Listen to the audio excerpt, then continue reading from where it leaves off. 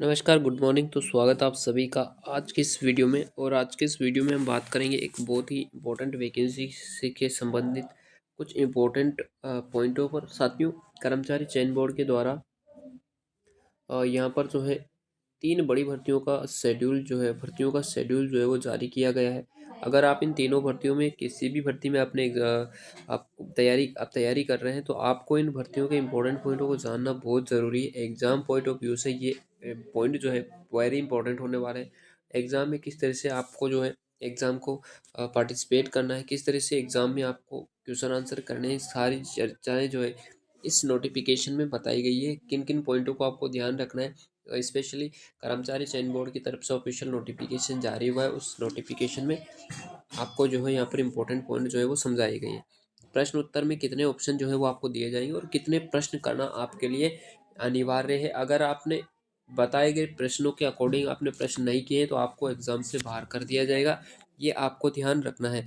चलेगा, इस नोटिफिकेशन को आप यहाँ पर देख लीजिएगा। राजस्थान कर्मचारी चयन बोर्ड की तरफ से ये नोटिफिकेशन जारी हुआ है। 16 जनवरी को नोटिस जो है वो यहाँ पर जारी किया गया है। साथियों, यहाँ पर देख सकते हो कि आप आ, यहाँ जो परीक्षाएं दी गई है, ये जो वैकेंसी दी गई है, जैसे कि यहाँ पर आप देख रहे होंगे, संविदा नर्स यानी कि जीएनएम भर्ती 2023, साथ ही संविदा महिला स्वास्थ्य कार्यकर्ता एएनएम भर्ती 2023, और साथ ही में कृषि पर्यवेक्षक सीधी भर्ती परीक्षा 2023। ये 3 वैकेंसियां हैं जिसके लिए शेड्यूल जारी हुआ है। यहाँ पर सबसे पहले आ जाता है कि संविदा नर्स जीएनएम भर्ती परीक्षा 2023, जिसकी परीक्षा की दिनांक है 3 फरवरी, प्रातः 10 से लेकर के 11:30 बजे तक। उसी के साथ संविदा महिला स्वास्थ्य कार्यकर्ता एएनएम भर्ती परीक्षा का परीक्षा भी जो है वो 3 फरवरी 2024 को अपराह्न 3 बजे से लेकर के 4:30 बजे के बीच में रखी गई है।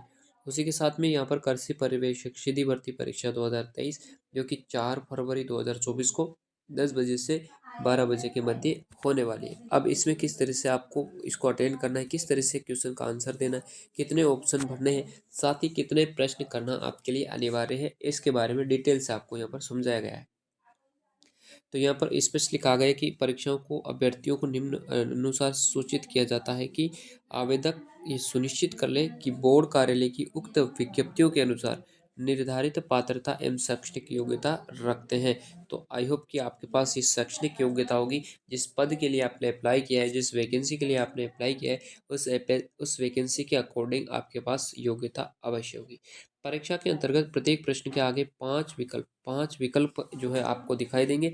गोले दिए गए जाएंगे और पहले 4 विकल्प जैसे कि ABC और D उपयुक्त उत्तर से संबंधित तथा 5वां जो विकल्प है गोला E, वो अनुत्तरित प्रश्न से संबंधित होगा।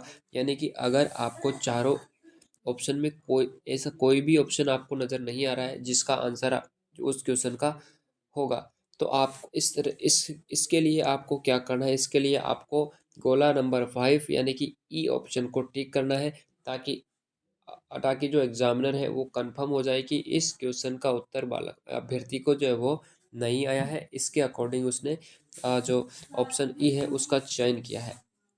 आई होप कि आपको मैंने जो पॉइंट नंबर 2 बताया है वो अच्छे से आपको समझ में आ गया होगा।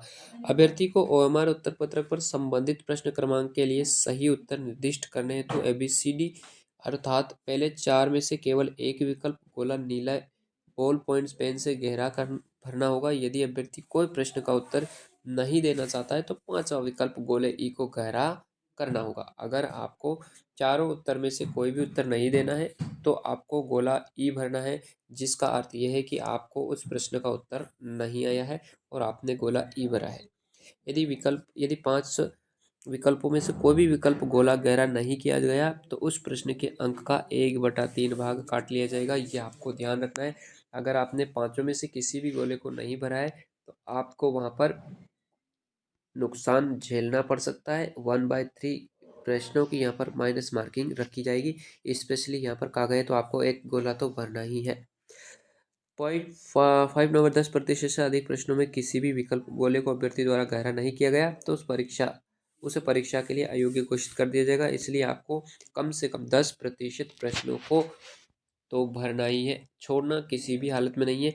मैं तो कहता हूँ कि हर एक क्वेश्चन के पॉइंट को, हर एक क्वेश्चन के में किसी न किसी ऑप्शन पर आपको गोला ज़रूर लगाना चाहिए। प्रत्येक प्रश्न के लिए कम से कम एक विकल्प गोला भरा है या नहीं, ये सुनिश्चित करने के लिए उम्मीदवार को 10 मिनट अतिरिक्त दिए जाएंगे। तो आपको चेक करने के लिए समय भी आपको मिलने वाला है 10 मिनट का। उक्त परीक्षा के लिए प्रोविजनल ई प्रवेश पत्र बोर्ड की वेबसाइट से डाउनलोड करने की दिनांक के लिए अलग से यथासमय सूचित आपको कर दिया जाएगा। बोर्ड द्वारा अभ्यर्थियों को अलग से प्रवेश पत्र प्रेषित नहीं किए जाएंगे, यानी कि उसकी ऑफिशियल वेबसाइट पर ही जो है आपको अपने प्रवेश पत्र को डाउनलोड करना होगा, ये ध्यान रखना है। परीक्षाओं से संबंध में विभिन्न सोशल मीडिया पर किए जा रहे भ्रामक प्रचार पर विश्वास न करें और बोर्ड द्वारा राज्य स्तरीय प्रतिष्ठित समाचार पत्रों में एवं बोर्ड की वेबसाइट पर प्रकाशित विज्ञप्ति द्वारा दी गई जानकारी को ही आप अधिकृत माना जाए। ये सारी चीज़ें हैं यहाँ पर, और कितने इंपॉर्टेंट पॉइंट जो है इस नोटिफिकेशन में आपको बताए गए हैं। इन सभी पॉइंटों को आपको अपने जहन में रखिएगा और एग्ज़ाम में इसको फॉलो कीजिएगा, ठीक है, ताकि आपका एग्ज़ाम सही से और अच्छे से हो सके। तो दोस्तों ये एक बहुत ही इंपॉर्टेंट नोटिस था तीनों वैकेंसियों के लिए। तीनों वैकेंसी में जिन जिन अभ्यर्थियों ने अप्लाई कर रखा है वो सभी इन पॉइंटों को अवश्य रूप से ध्यान रखिएगा और एग्ज़ाम में इनको फॉलो कीजिएगा, ताकि आपका एग्ज़ाम सही प्रकार से हो सके। इस वीडियो को सभी मित्रों के साथ शेयर कीजिएगा ताकि उनको भी इस नोटिस की जानकारी मिल सके। मिलते हैं नेक्स्ट नॉलेजफुल वीडियो के साथ। आज के लिए इतना ही। धन्यवाद। जय Hind. Ram Ram. Have a nice day.